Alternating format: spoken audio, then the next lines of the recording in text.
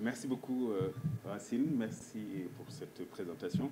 Très gentille et dépasse même ce que je suis, vraiment. Merci beaucoup, Moustapha, pour l'invitation à inaugurer les travaux de cette académie pour l'éducation à la citoyenneté. J'ai accompagné, disons, les premières réflexions et les premiers balbutiements de cette académie. Donc, je suis très heureux de voir aujourd'hui sa formulation concrète. Je remercie aussi les invités, mon général, Sow, qui est là, Henriette, professeur Diop, Khalifa, tous les autres. Et je remercie aussi, mesdames et messieurs, les journalistes pour votre présence à ce rendez-vous des idées.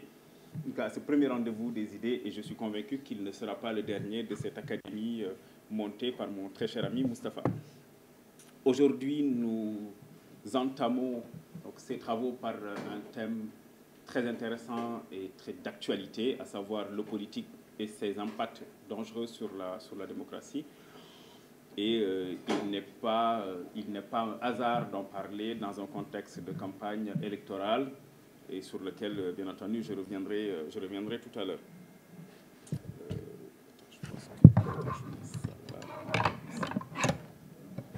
Je pense que c'est... voilà, donc, mais tout d'abord, pour moi, le populisme est d'abord une notion polysémique, c'est d'abord une notion à définir. Qu'est-ce que c'est que le populisme? Vraiment, son usage est très répandu désormais. Il est utilisé à gauche comme à droite, comme au centre de l'échiquier politique dans tous les pays. Mais qu'est-ce que c'est que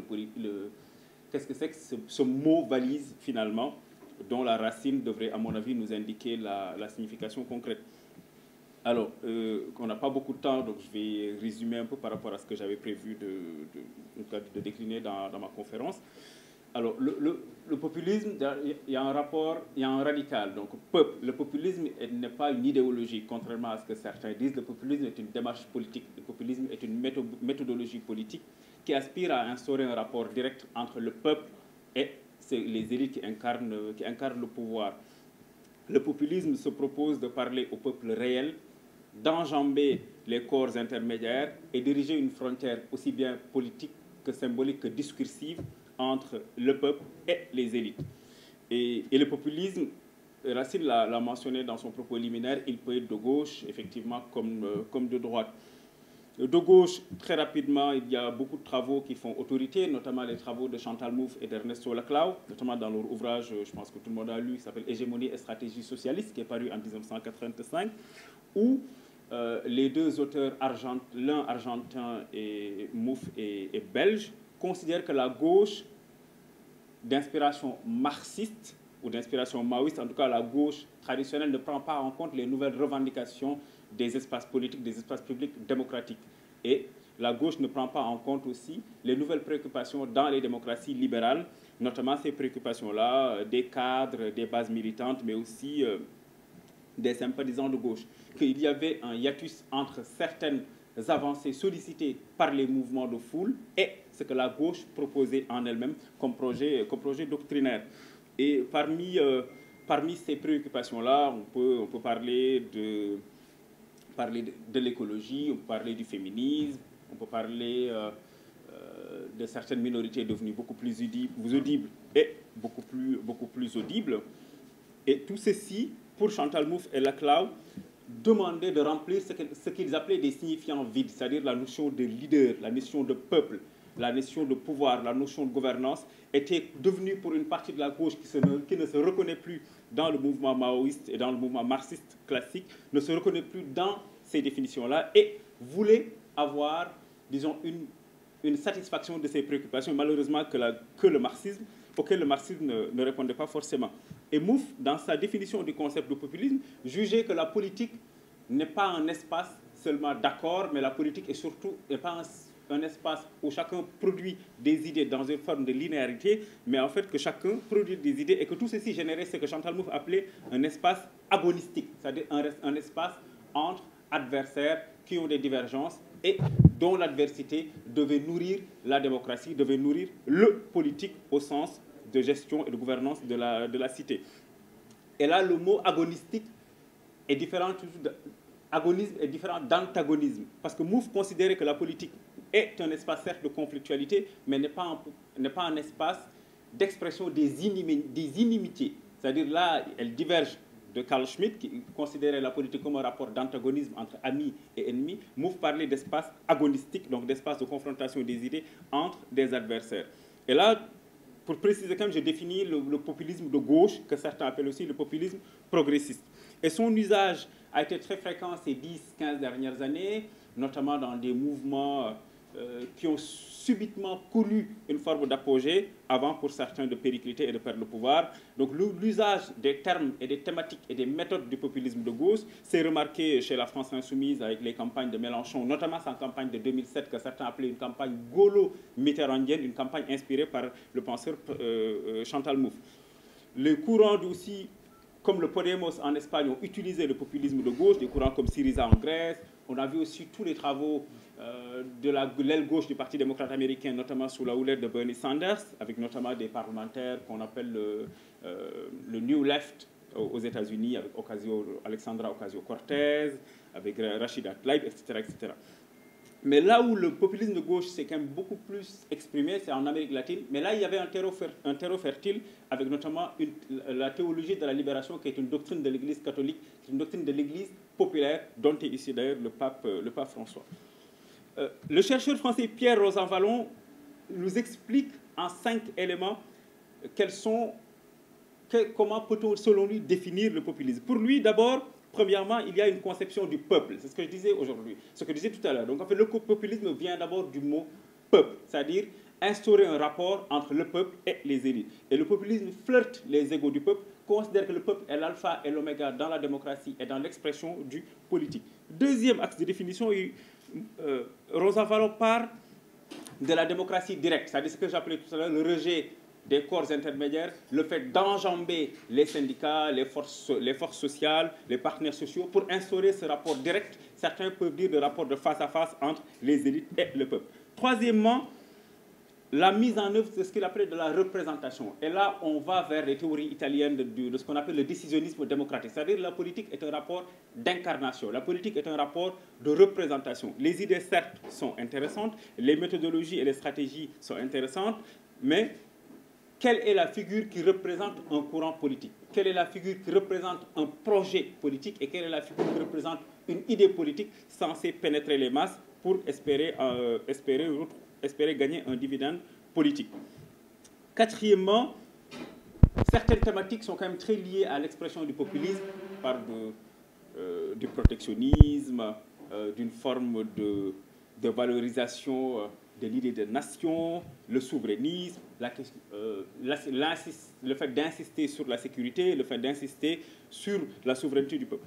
Cinquièmement et dernier point des définitions de Pierre Rosanvallon, il parle d'un régime de passion. Chantal Mouffe aurait parlé de régime d'affect. Pour elle, et Rosanvallon le confirme de ce point de vue-là, il y a un espace pour la raison, certes, en politique, il y a un espace pour les projets, il y a un espace pour les propositions concrètes en matière de transformation de la vie quotidienne des gens, mais selon ces deux chercheurs-là, on ne peut pas parler de politique sans pour autant convoquer la notion d'affect. D'abord, l'adhésion à un projet, c'est d'abord l'adhésion sympathique à un leader, c'est d'abord se retrouver au sein d'un espace à vouloir aimer ou détester, aimer ou haïr. Alors, après la Seconde Guerre mondiale, il y a eu une forme de, et ce qu'on a connu avec la Shoah, le nazisme, etc., il y a eu une forme de retour dans une normalité politique, dans une confrontation traditionnelle du politique en Occident, à savoir l'affrontement entre deux courants historiques de la politique occidentale, la gauche et la droite. Et donc de 1945 à quasiment le début des années 80, nous étions dans cette forme d'affrontement classique entre les sociodémocrates, les libéraux, qui se partageaient le pouvoir parfois et qui se succédaient au regard des alternances qui se produisaient dans certains pays. Mais il y a eu ensuite le retour de ce qu'on appelle un momentum politique, une forme de momentum du populisme, une forme de réémergence de la notion du populisme dans les années 80 pour deux raisons essentiellement. La première est relative à la crise économique dans les années 80 qui est consécutive au choc pétrolier de 1973. Ensuite, il y a eu la crise de 2008, dite des subprimes qui est partie aux États-Unis, et finalement la crise de la dette souveraine en Europe dans les années 2010 et 2011. Et depuis ces deux disons, ces deux événements, il y a eu une résurgence du populisme en Occident. Il y a eu, et cela a abouti finalement à l'arrivée au pouvoir de gouvernements et de régimes populistes. On peut parler des États-Unis avec Donald Trump, de l'Italie avec le régime de Salvini, on peut parler de la Hongrie de Viktor Orban. Pour le populisme de gauche, Podemos a gouverné en Espagne, Syriza a gouverné en Grèce, etc. Et le populisme n'est certes pas une idéologie, donc c'est une méthode, mais c'est une méthode qui peut être dangereuse et qui est dangereuse d'ailleurs pour la démocratie. Mais le populisme a un terreau fertile. Qu'est-ce que le terreau fertile du populisme? Parce que le populisme progresse sur le renoncement de ceux qui gouvernent, sur l'incapacité des pouvoirs, soit de gauche, soit de droite, classiques, à générer un espoir et à produire une espérance pour les citoyens sur qui le politique s'exerce.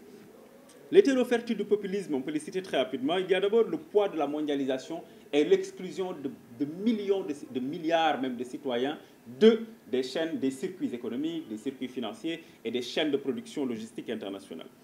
Ensuite, il y a, à un moment donné, il y a ce que le chercheur Laurent Bouvet le disait, en parlait dans son livre L'insécurité culturelle, il y a une peur de tout ce qui relevait de l'autre. Il y a une peur de l'altérité, il y a une peur de l'étranger, et il y a une forme d'inquiétude vis-à-vis de tout ce qui concerne l'autre, ce qu'on ne connaît pas, qui peut éventuellement nous assaillir, nous priver de nos droits sociaux, etc., etc. Et ceci a généré du protectionnisme économique pour certains régimes. Troisième point, il y a eu le rejet des élites et des partis politiques classiques. Parce que si des populismes ont émergé dans certaines parties du monde, dans des grandes démocraties comme les États-Unis ou comme en Italie, c'est parce que les citoyens, à un moment, ont été déçus du politique comme espace de confrontation des idées et espace de transformation du réel. La paupérisation continuait, les citoyens, malgré la mondialisation, devenaient, en tout cas pour certains, beaucoup plus précarisés et beaucoup plus pauvres, et il y a eu un rejet de tout ce classique et du politique.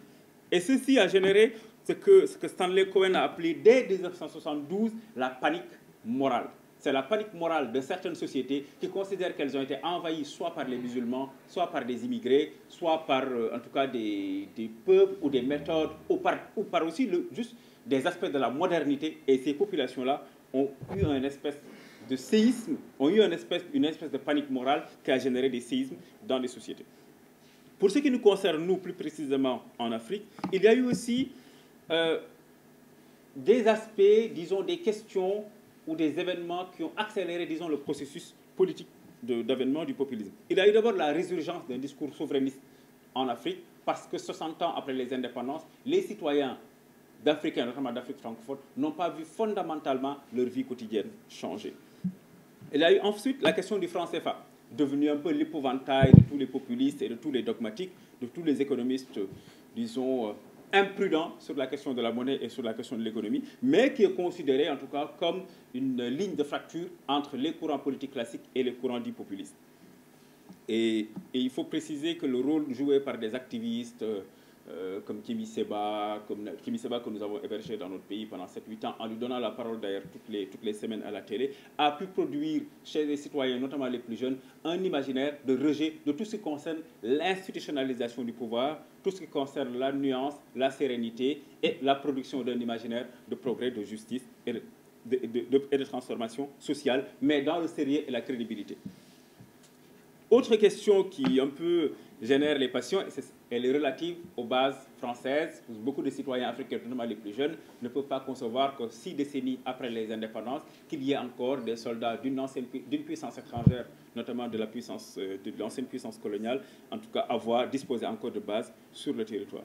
Et ceci m'amène au prochain point sur lequel je pense qu'on peut organiser des dizaines de conférences, c'est le rapport à la France, où le débat public ne permet pas de discuter de manière sereine, de manière apaisée et de manière posée. Le rapport de la France est devenu finalement une ligne de démarcation entre des courants politiques dans notre pays. Le rapport avec la France génère aussi toute forme de fantasme, de complotisme, et ceci aussi nourrit la bête du populisme. Dernier point comme terreau fertile au populisme, il y a aussi la faillite morale des élites politiques, africaine, sénégalaise, la transhumance, le non-respect de la parole donnée, la corruption, les détournements de deniers publics, l'indélicatesse en tout cas dans la gestion des deniers publics, etc. Et il y a aussi une faillite, malheureusement il faut le reconnaître, au sein de nos universités qui deviennent de moins en moins des espaces lucides de pensée et d'expression du savoir. Je disais au début que le populisme n'est pas une idéologie, ce n'est pas vraiment un courant, mais c'est une méthode. Et cette méthode-là, elle s'articule à travers les axes suivants. D'abord, une radicalité dans le propos. Le populisme est contre la nuance, est contre la sérénité, est contre le discours posé et apaisé, parce que le populisme ne progresse que dans le bruit et la fureur. Là, je cite Mélenchon, le bruit et la fureur, le tumulte et le fracas. Le débat serein est l'adversaire peut-être le plus farouche du populisme. C'est pour ça que les courants d'inspiration populiste progressent dans le bruit et ne veulent pas que les questions d'économie, de monnaie, de souveraineté ne soient débattues d'une manière, disons, sereine. Autre point dans la méthode populiste, il s'agit de l'usage de la post-vérité et des fake news dont nous avons vu l'éclosion durant les 10 dernières années, avec notamment Donald Trump et même dans notre pays, où en fait les leaders politiques peuvent se mettre devant les citoyens, devant la presse et raconter, tenir des propos qui sont, disons, contraires à la vérité, à la réalité, mais l'essentiel c'est d'avoir une base populaire suffisamment solide pour, en tout cas, pour générer de la confusion. Et de toutes les façons, quand tu as un problème et que tu génères un problème dans le problème et un autre dans le nouveau problème, plus personne n'y comprendra rien du tout. Jurisprudence, suite beauté.